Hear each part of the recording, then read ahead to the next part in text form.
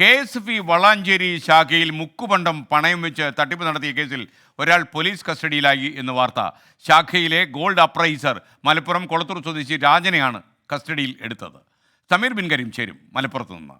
Good morning Sameer. സമീറിൻ്റെ ആരോഗ്യമൊക്കെ എങ്ങനെ പോകുന്നു സമീറേ?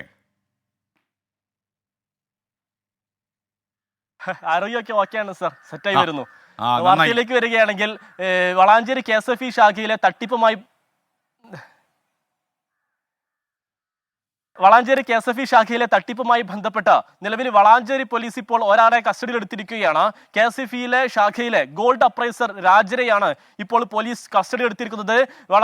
മലപ്പുറം കൊളത്തൂർ സ്വദേശിയാണ് രാജൻ എന്നുള്ളതാണ്. അദ്ദേഹമാണ് ഈ ശാഖയിലെത്തുന്ന ഈ സ്വർണ്ണമെല്ലാം തന്നെ പരിശോധിച്ച് അതിൽ വ്യക്തത വരുത്തേണ്ട ഒരു ഡ്യൂട്ടി ഉള്ളയാളാണ് അപ്രൈസർ എന്നുള്ളത്. അതുകൊണ്ട് തന്നെ ഇയാളുടെ സഹായമില്ലാതെ തട്ടിപ്പ് നടന്നിട്ടുണ്ടാകില്ല എന്നുള്ളതാണ് പോലീസിന്റെ നിഗമനം. ഈ ഒരു പശ്ചാത്തലത്തിലാണ് ഇയാളിപ്പോൾ വളാഞ്ചേരി പോലീസ് കസ്റ്റഡിയിലെടുത്ത് വിശദമായി ഇപ്പോൾ ചോദ്യം ചെയ്തു വരികയാണ്. ഏതായാലും ഈ കേസുമായി ബന്ധപ്പെട്ട് കൂടുതൽ വിവരങ്ങൾ ഇപ്പോൾ 24 പുറത്തു വരികയാണ്. നേരത്തെ ഈ വളാഞ്ചേരി ശാഖയിലെ മാനേജർ പോലീസ് നൽകിയിരുന്ന പരാതി 1,48,000 രൂപ മുക്കുപണ്ടം പണയം വെച്ച് തട്ടിയെടുത്തു എന്നുള്ള പരാതിയായിരുന്നു. എന്നാൽ ഇതിലിപ്പോൾ കൂടുതൽ വിവരങ്ങൾ പുറത്തു വരികയാണ്. 7 കോടിയുടെ തട്ടിപ്പാണ് വളാഞ്ചേരി KSF ശാഖയിൽ നടന്നത് എന്നുള്ളതാണ് പ്രാഥമികമായുള്ള കണ്ടെത്തൽ. KSF തന്നെ ഇന്റേണൽ ഓഡിറ്റ് വിഭാഗം കഴിഞ്ഞ ദിവസങ്ങളിൽ നടത്തിയ പരിശോധനയിലാണ് ഇത്രയധികം കോടിയുടെ തട്ടിപ്പ് നടന്നു എന്നുള്ള പ്രാഥമികമായിട്ടുള്ള കണ്ടെത്തൽ വരുന്നത്.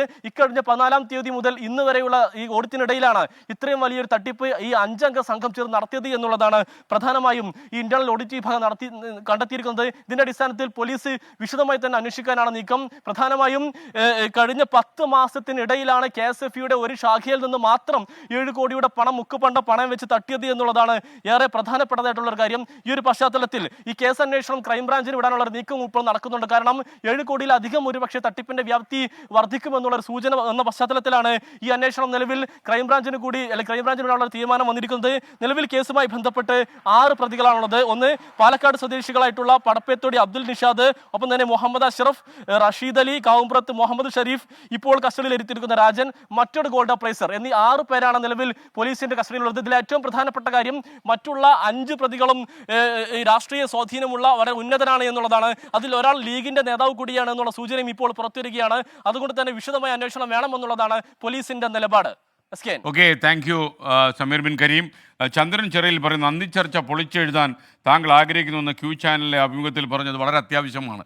അതായത് ഇപ്പം നമ്മൾ ഈ ബോക്സിനകത്ത് കയറിയിരുന്ന് ചർച്ച ചെയ്യുന്നൊരു കലാപരിപാടിയാണ് ഇപ്പോൾ നടന്നുകൊണ്ടിരിക്കുന്നത്. ഈ സംവാദത്തിൽ പലപ്പോഴും സ്ഥിരമായിട്ടുള്ള ആളുകളുമൊക്കെ അവരുടെ സാന്നിധ്യമൊക്കെ ഉണ്ട്. അപ്പോൾ അതിനകത്ത് ഒരു കാലോചിതമായ പരിഷ്കരണം ആവശ്യമാണ് എന്ന തോന്നൽ എനിക്കുണ്ട്. അത് പ്രായോഗികമാണെന്നുള്ള പരിശോധനയിലാണ് നമ്മൾ. കാരണം പണ്ടൊക്കെ എന്ന് പറഞ്ഞാൽ നമുക്കൊരു സ്റ്റുഡിയോ ഫ്ലോറിൽ ഇപ്പം നമ്മൾ തമ്മിൽ പോലുള്ള സംവാദ വേദികളൊക്കെ നമ്മൾ ചെയ്യുമ്പോൾ ആ വേദികളിലേക്ക് വരാൻ ആളുകൾ മത്സരമായിരുന്നു.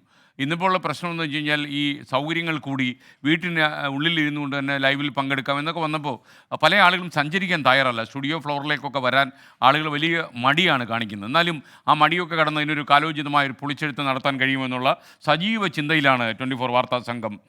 അതുപോലെ സജീവ് നായർ ഗുജറാത്ത് ചോദിക്കുന്നു, ഈ മുംബൈ ബ്യൂറോ ചീഫ് ശ്രീനാഥ് ചന്ദ്രന് 24 വിമാനം വല്ലതും കൊടുത്തിട്ടുണ്ടോ? ഇന്നലെ തിരൂരിൽ കണ്ടു, ഇപ്പോൾ ഇതാ വിശാഖപട്ടണത്ത് നിൽക്കുന്നു. നമ്മുടെ പട്ടാളം 24ൻ്റെ പട്ടാളം എന്ന് പറഞ്ഞാൽ സദാ യാത്ര ചെയ്യാൻ തയ്യാറായിരിക്കുകയാണ്. അവരോട് വേറെ രീതി ഞാൻ പറയുന്നത്, എപ്പോഴും ഒരു സൂട്ട് കേസിൽ ഒരു യാത്രയ്ക്കുള്ള സാധനങ്ങളെല്ലാം കരുതി വെച്ചോണം. ഒരു മെസ്സേജ് ഹെഡ് ക്വാർട്ടറിൽ നിന്ന് ലഭിച്ചാലുടൻ വണ്ടി ഇതെടുത്തൊരു പോക്കങ്ങ്. അതാണ് ആ രീതിയിൽ ചടുലമായ നീക്കത്തിൻ്റെ കാലമാണ് ഇത്. അതങ്ങനെയാണ്. ശ്രീനാഥ് ചന്ദ്രൻ മാത്രമല്ല, അരുൺ പൂപ്പറമ്പയും ബാംഗ്ലൂരിൽ നിന്ന് വിശാഖപട്ടണത്ത് എത്തിയിട്ടുണ്ട്. നമ്മുടെ 2 വാർത്താ സംഘങ്ങളായി തിരിഞ്ഞ് അവർ ഏറ്റവും ലേറ്റസ്റ്റ് വാർത്തകൾ, പ്രത്യേകിച്ച് 13 വയസ്സുകാരിയെ കണ്ടെത്തിയ കാര്യം, നാളെ കഴക്കൂട്ടത്ത് എത്തുന്ന കാര്യം, ഇതൊക്കെ അവർ കൃത്യമായി റിപ്പോർട്ട് ചെയ്യും.